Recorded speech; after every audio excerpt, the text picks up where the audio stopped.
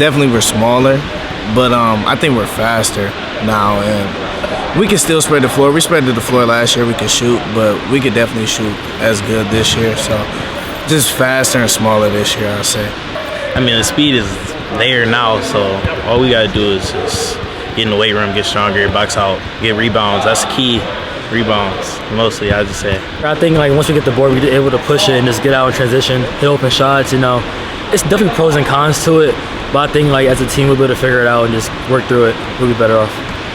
Since last year, it's definitely gonna be a different style because with 6'7" Newt Barr and 6'7" Ryan Mueller, teams were used to us passing it up, getting a lot of offensive rebounds. I think we still gonna get a lot of rebounds this year, but it's just gonna be in a different way. And just attacking teams differently in different offenses and stuff like that. We have to kind of reinvent ourselves in some ways, and that's the fun part of coaching, because schematically, we're going to change a lot of things, both ends of the floor a little bit. So we know what we're going to look like right now is going to be much different in January and February, and scrimmages like this are just preparing us for the path ahead. We're going to Columbus for a 12-team scrimmage. We had Solon earlier. We had St. Ed's last week. Like we're going to get ready against the best in the area to prepare us for what's a hope for another super successful season. It felt like a Cinderella run a little bit last year, getting to the finals. What did you take from that experience? It's a lot of good learning moments. We had a lot of great games. We know what to do, what it takes to get there. So now we're just going to teach this young team how to get there, and we're going to do it again this year. I had to communicate more last year because I wasn't really a point guard till my junior year.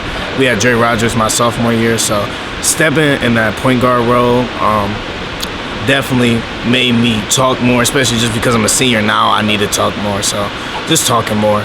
You talk about Husky shooting, which is this transition shooting drill we do at the end of practice. He makes sure every varsity, JV guy, freshman, manager knows exactly who's doing what, and because we got to get a certain number in a certain time. And it's just fun to watch that stuff because I don't coach it.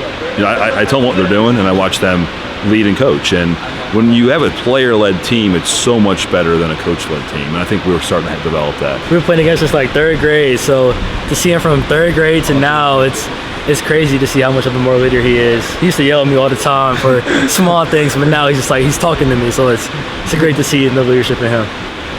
Gilmour is always going to play with a chip on our shoulder. That's what Coach DeCrane said to us at the beginning. So even though we were D2 state runner-ups last year, we're not going to act like that we were D2 state runner-ups last year. We're going to keep going hard and acting like we 0-0 because we are 0-0. So they have an opportunity to do something that no players in Gilmour history have.